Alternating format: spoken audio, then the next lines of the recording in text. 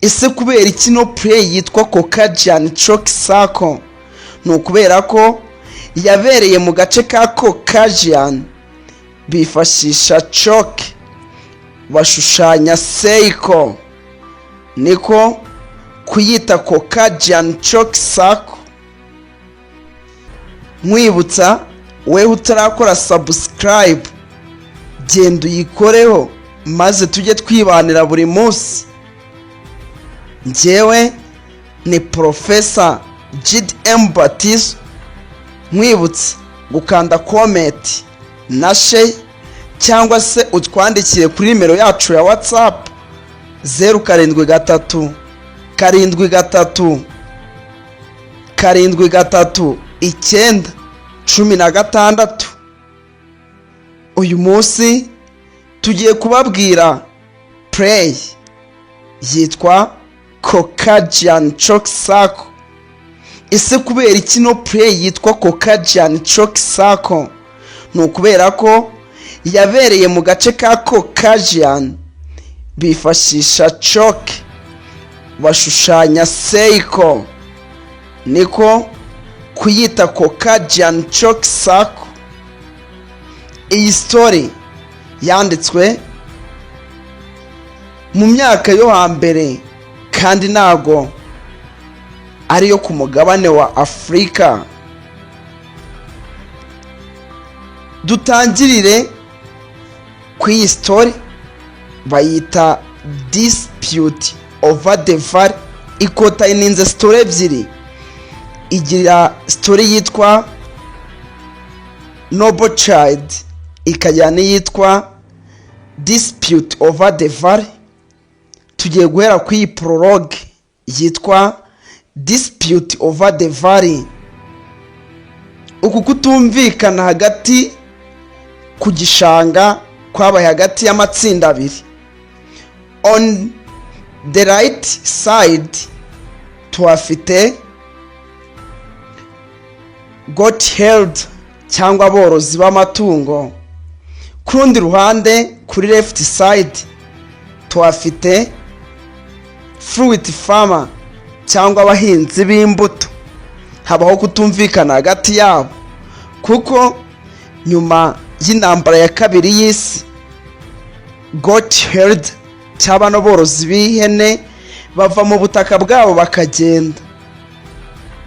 Bazagaruka intambara irangiye bagasanga ubutaka bwabo bwafashwe n'abahinzi b'imbuto. Haza delegate kuva mu mujyi aje gukemura iki kibazo kiri hagati y'abahinzi b'imbuto n'aborozi. Bose abicaza hamwe akababwira ngo mugaragaze impamvu kino gishanga ari icyanyu cyangwa mushaka ko kibi cyanyu. Goat head on the left, on the right side, ku ruhande rw'iburyo haba hari ababorozi, nibo bahaguruka mbere. Baravuga ati buno butaka bwahoze ari ubw'abasekuru bacu kandi twahoze tubutuyemo mbere yuko intambara iba, none twari tugarutse ngo tujye mu butaka bwacu, niyo mpamvu buno butaka ari ubwacu. On the left side, fruit farmer, abahinzi b'imbuto nabo barahaguruka. Hari umugabo baba bafite witwa Gato, akapresenta kuri delegate kamubwira ngo buno butaka mu gihe bwaba bubaye ubwacu, ubukungu bw'igihugu buziyongera kubera ko tuzakoresha systeme yo kuvomera umusaruro wikube inshuro zirenga 5. Bizagira uruhare kuri twebwe ndetse bigire n'uruhare ku gihugu cyose. Delegate nyuma yo kumva impande zombi birangiye ashyize ubutaka mu maboko y'aba fruit farmer, yemeje yuko ubutaka bugomba kuba ubw'abahinzi b'imbuto kubera rero bafite ibitekerezo bizima bazakoresha ubwo butaka. Nuko ategeka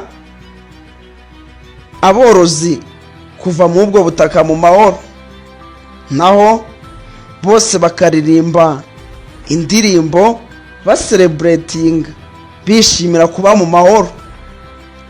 Iyo niyo end of the story dispute over the valley. Naho ngaho kutumvikana kw'igishanga agastory ka mbere karangirira muri story ya Caucasian Chalk, ubutaka bugiye mu maboko y'abahinzi nyuma y'ubu sesenguzi n'ubucamanza bwa delegate kuva mu mujyi.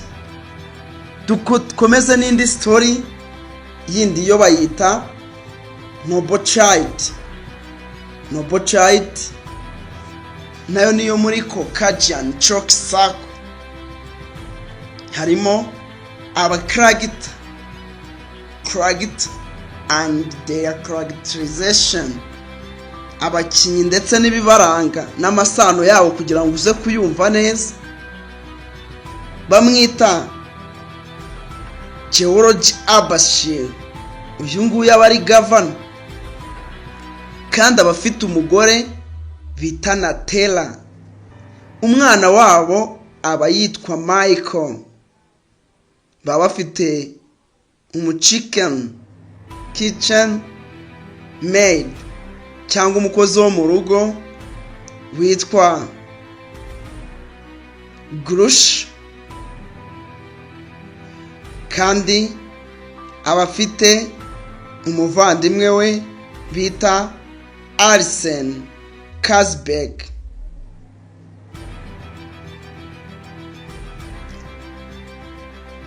Kandi habamo abasirikare baba barinda gavana, baba babita Iron Sheet.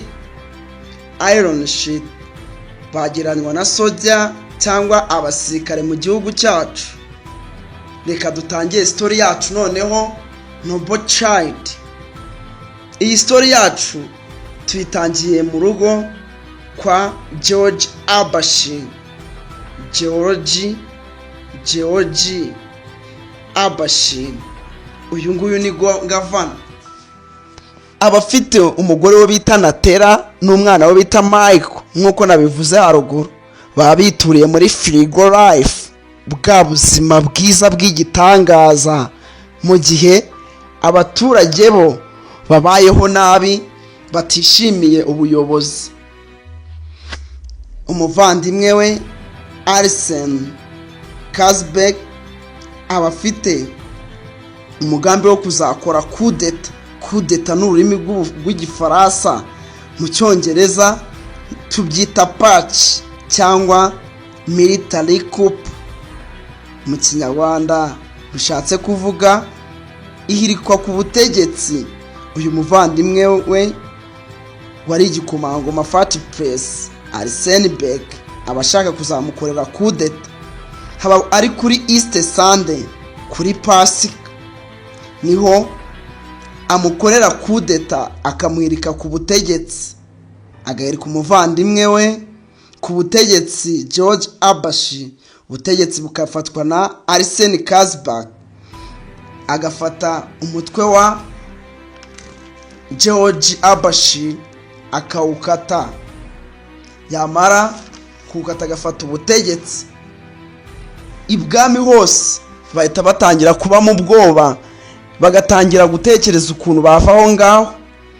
Umugore Natera ahita atekereza ukuntu yajya mu buhungiro, ariko akirengagiza umwana we. Aho kugira ngo ahungane umwana we, agafata imyenda ihenze, imikufe n'inkweto ze zihenze, agahunga agasiga umwana we Michael. Umwana we aba yari afite Gurusha aba yari umukozi wo mu rugo. Gurusha agahitamo kwishyiraho umusaraba wo guhungana uwo mwana Michael, akamuhungana. Aho mu nzira amuhungana ahura n'ibibazo bitandukanye, akagenda. Ageze mu nzira nta mafaranga aba afite, nta n'icyo kugaburira uwo mwana aba afite. Uwo mwana akamurirana, agahitamo kujya kureba umugabo old man, aba ari umusaza. Old man akamubwira ati se wamaye amata mu mwana? Aba ari umworozi akamubwira ngo nta amata tuguhaye, zana amafaranga. Akamubwira ati ni ukuri nta mafaranga mfite. Akamwinginga ariko old man bikarangira yamwimye neza. Aba afite uduceri tubiri, akamubwira ati mfite uduceri tubiri twonyine, washobora kumpa amata nkaho umwana? Amubwira ati utwo duceri tubiri duhwanye n'udutonyi tubiri, 2 drops. Akamubwira ati ntari bitume.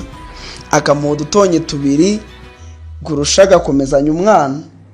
Gurusha aragenda, yagera imbere aba ari guhungana umwana amujyana ku muvandimwe we uba utuye hakurya bita Lavalet Vashnazi.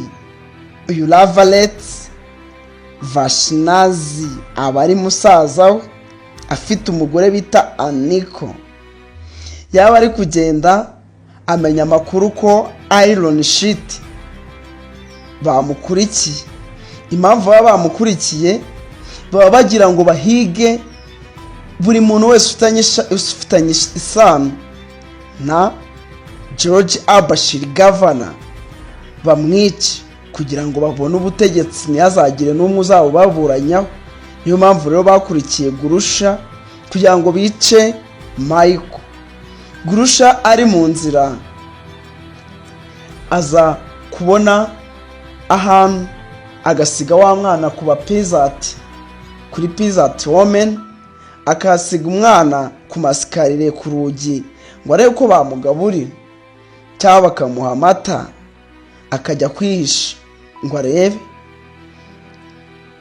Pezati women and pezati man, habaho kutumvikana hagati y'uwo mugabo n'umugore, aho umwe abavuga ati twakamugaburiye, umugabo akavuga the peasant man akamubwira ngo niba ushaka kumugaburira genda umugabure ahandi hatari hano, genda umushyire mu bapadiri nibo bafasha imbabare, ntabwo hano ngenda umupadiri. Hakabaho kutumvikana hagati ya peasant man and peasant woman.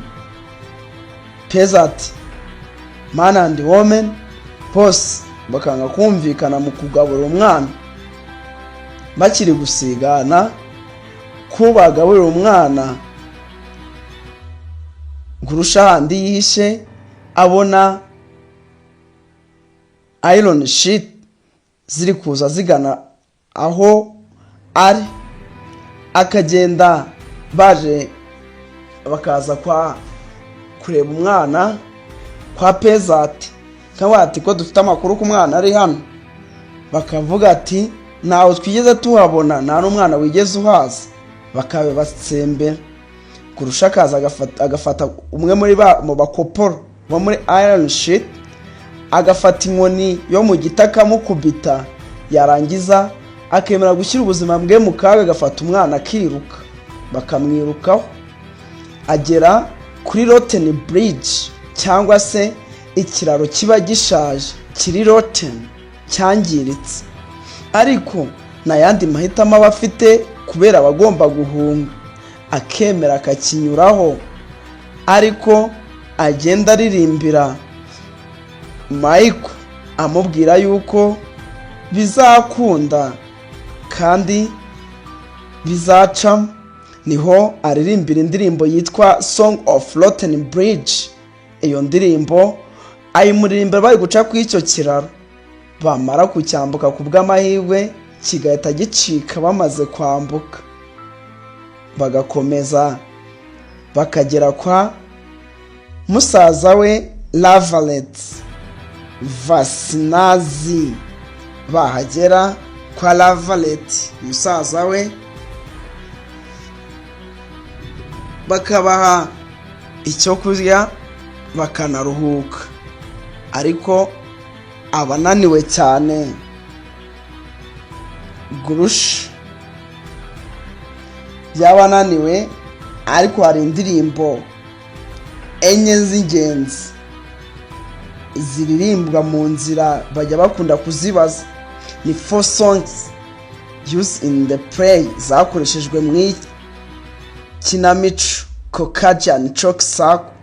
Iya mbere bayita Song of Four Generals, iya kabiri bayita Song of Rotten Bridge, iya gatatu bayita Song of the Child, iya gatanu yitwa Song of the Centaur.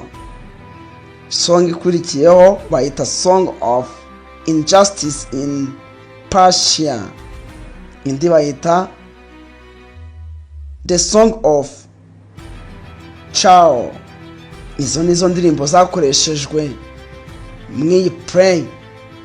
Tugarutse by flashback, Gurusha amaze kugera kwa musaza we Lavalet abafite umugore bita Aniko aramubwira ati nizere ko uwo mwana atari uwawe. Gurusha akamubwira ati uyu mwana ni uwanjye. Gurusha yamubwira ko umwana ari uwe, akamubwira ati sishobora kugucumbikira mu gihe ufite umwana. Niba ufite umwana genda ureba ahandi ujye. Akemera. Gurusha agashyira ubuzima bwe mu kaga, abeshya ko umwana ari uwe kuko nta yandi mahitamo yari afite. Nuko bahitamo kujya kumushyingira umugabo uba urembye cyane bamwita Juspu cyangwa Jispu bitewe n'uko usoma, cyangwa Yusupu. Uyu nguyu Yusupu cyangwa Juspu aba arembye cyane agiye gupfa, ariko mu by'ukuri ntabwo aba agiye gupfa, ahubwo aba yarigwaje kubera ko aba yaragize ubwoba bwo kujya ku rugamba. Ariko Gurusha arabyemera, Aniko agatanga amafaranga kuri mama, ku mukecuru mama wa Juspu, kugira ngo bamumuhashyingiranwe na Gurusha maze agetinge status in the community. Nawe mu baturage ntibazaye bavuga ngo yuko umukobwa uba kwa Lavalet na Aniko yabyaye ikinyenda, ahubwo bazajya bavuga ko ari uko umugabo we Yusupu yapfuye. Mu by'ukuri Gurusha aremera agashyingirwa n'umupfu Yusupu, kandi mu by'ukuri ntabwo abamukeneye nk'umugabo w'umugabo we, ahubwo abamushaka ho kugira ngo abone status in the community cyangwa yubahwe muri rubanda nk'uko babishaka. Akabyemera. Bamara gushyingirwa, intambara amakuru akajya hanze yuko intambara yarangiye. Jusupu agahita aba muzima. Yamara kuba muzima agatangira guserereza Gurusha ashaka ko baryamana. Gurusha akabyanga, kamubwira ati ntabwo ngiye nigeze nshyingiranwa nawe nshaka yuko uba umugabo wanjye, ahubwo nashyingiranywe nawe kugira mbone status in the community, cyananjye nitwa umugore nere kwitwa ikinyenda. Ariko turabizi neza yuko umwana atari uwe, ahubwo umwana ari uwa Gavana. Gurusha ahitamo kujya Natera, aragaruka mu gihugu intambara irangiye, akaza kuburana umwana we. Haba hari umusheri yari afite Simon, bamwitaga Simon, aba ari we wari umusheri we yakoraga kwa Gavana George Abashin. Rero uyu musirikare aba yaraherekeje Natera mu gihe yahungaga by flashback, aba yaramuherekeje, ariko agasiga asezeranye na Gurusha ati igihe cyose nzagarukira nzagufasha. uyu nguyu Natera aragenda akagaruka aje kuburana uyu mwana we Michael. Haba hari undi mugabo bita Grand Duke aba ubwo intambara yabaga aba yaragiye akaba agacumbikirwa na Azdak yamucumbikira nawe rero yazagaruka ku butegetsi. Grand Duke agaha Azdak akamugira judge, yamugira judge kubera igihugu nyine kiba cyaragiye mu bibazo, akamuzana ngo akemure imanza, abanza gukemura imanza zitandukanye. Ariko ubwigenzi akemura ni urubanza ruba ruri hagati ya Gurusha na Natera, bagiye kuburana ngo barebe ninde nyiri umwana koko. Ese umwana ni uwa Natera cyangwa ni uwa Gurusha? Afata chalk Azdak agashushanya cycle, agashushanya uruziga, yarangiza agafata Michael akamushyira hagati muri rwa ruziga, agashyira Natera hakurya, agashyira na Gurusha hakuno, akababwira ati ndabara gatatu urakurura, akamutsijyana niwe uraba ari nyiri umwana. Abara bwa mbere, Natera agakurura, Gurusha akaguma agahagarara, akongera akamusubizaho akavuga ati mwongere, bikaba rimwe, bikaba kabiri.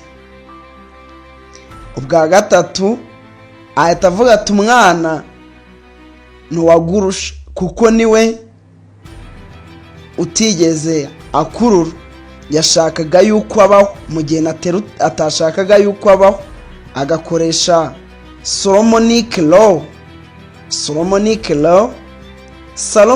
law niyo akoresha agakemura no makimbirane. Umwana akaba uwa Gurusha, Natera akamubura. Mu by'ukuri ntabwo Natera abagarutse kuko ashaka umwana, ahubwo abagira ngo azifashishe Michael mu kubona imitungo ya gavana. Ntabwo ruba ari urukundo rw'umubyeyi, ariko Gurusha nubwo atari yaramubyaye yahisemo gushyira ubuzima bwe mu kaga kugira ngo abashe gufasha uyu mwana kubaho. Niyo mpamvu ari we nyina w'umwana w'ukuri, kuko kuba nyina w'umwana ntabwo bisaba kuba waramubyaye gusa, ahubwo n'ibyo umukorera bishobora gutuma uba mama w'umwana. Natera yari yarabyaye Michael ariko ntiyigeze amwitaho kuko yahisemo kujya ahungana imyenda n'ibindi bintu by'agaciro, ariko umwana ntiyamuha agaciro, mu gihe Gurusha we yemeye gushyira ubuzima bwe mu kaga kugira ngo atabare ubuzima bwa Michael. Niyo mpamvu nubwo atamubyaye, atari biological mother, ariko ari we real mother of the child, niwe nyiri umwana w'ukuri tugendeye ku byo play tubwira. Mwibutse, niba nawe ukeneye yuko hari indi play, indi kinamico tuzakubwira, twandikire muri comment utubwire, cyangwa niba hari play ushaka ko tuzakubwira nayo twandikire, cyangwa novel tuzayikubwira. Urabizi intego yacu ni ukwigisha amateka, ubuvanganzo n'indimi, tukagufasha ugakanda subscribe, tukajya twibanira buri munsi. Uyu nguyu mwari muri kumwe ni teacher wanyu le professeur Jid M Batizo. Turabakunda.